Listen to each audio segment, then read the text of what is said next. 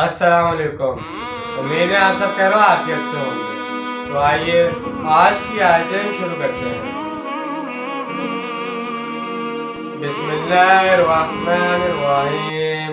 یہدی بہ اللہ من اتبع رضوانہ سبل السلام ویخرجهم من الظلمات إلى النور بإذنه ویہدیہم إلی صراط مستقیم.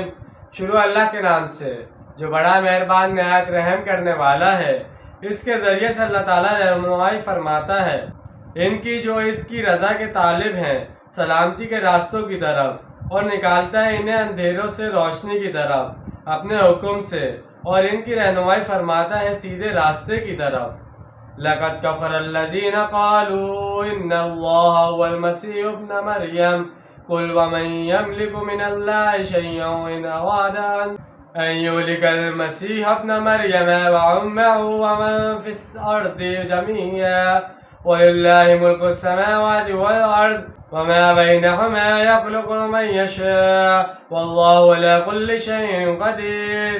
یقیناً کفر کیا انہوں نے جنہوں نے کہا کہ اللہ ہی مسیح ابن مریم ہے. تو ان سے پوچھے کون ہے جیسے اختیار ہو اللہ کے مقابلے میں کچھ بھی. اگر وہ ہلاک کرنا چاہے مسیح علیہ السلام ابن مریم کو اور اس کی ماں کو اور جو زمین میں ہیں ان سب کو، اور اللہ ہی کے لیے ہے بادشاہی آسمانوں اور زمین کی اور جو کچھ ان دونوں کے درمیان ہے سب کی. وہ پیدا کرتا ہے جو کچھ چاہتا ہے اور اللہ ہر چیز پر قادر ہے. حضرت عیسیٰ علیہ السلام کے بارے میں عیسائیوں کے ہاں جو دو عقیدے رہے ہیں ان میں سے ایک یہ ہے کہ اللہ ہی مسیح علیہ السلام ہے. اس عقیدے کی بنیاد اس نظریے پر قائم ہے کہ خدا خود ہی انسانی شکل میں ظہور کر لیتا ہے. اس عقیدے کو گاڈ انکارنیٹ کہا جاتا ہے، یعنی اوتار کا عقیدہ، جو ہندوؤں میں بھی ہے. جیسے رام چندر جی، کرشن جی مہاراج ان کے ہاں خدا کے اوتار مانے جاتے ہیں. چنانچہ عیسائیوں کا فرقہ خاص طور پر گاڈ انکارنیٹ کے عقیدے کا سختی سے قائل رہا ہے کہ اصل میں اللہ ہی نے حضرت مسیح علیہ السلام کی شکل میں دنیا میں ظہور فرمایا.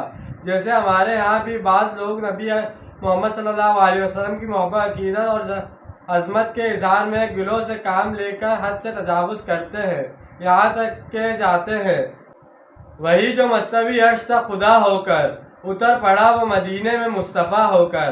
عیسائیوں کے ایسے عقیدے کا ابطال اس آیت میں کیا گیا ہے. وہ جو چاہتا ہے جیسے چاہتا ہے تخلیق فرماتا ہے. اس نے آدم، عیسیٰ اور یحییٰ کو تخلیق فرمایا. یہ اللہ تعالیٰ کے اعجاز تخلیق کی مختلف مثالیں ہیں. وقالت اليهود والنصارى نحن أبناء الله وأحباؤه قل فلم يعذبهم بذنوبكم بل أنتم بشر ممن خلق يغفر لمن يشاء ويعذب من يشاء ولله ملك السماوات والأرض وما بينهما وإليه المصير. یہودی اور نصرانی کہتے ہیں کہ ہم اللہ کے بیٹے ہیں اور اس کے بڑے چہیتے ہیں. تو ان سے کہیں کہ پھر وہ تمہیں عذاب کیوں دیتا رہا ہے؟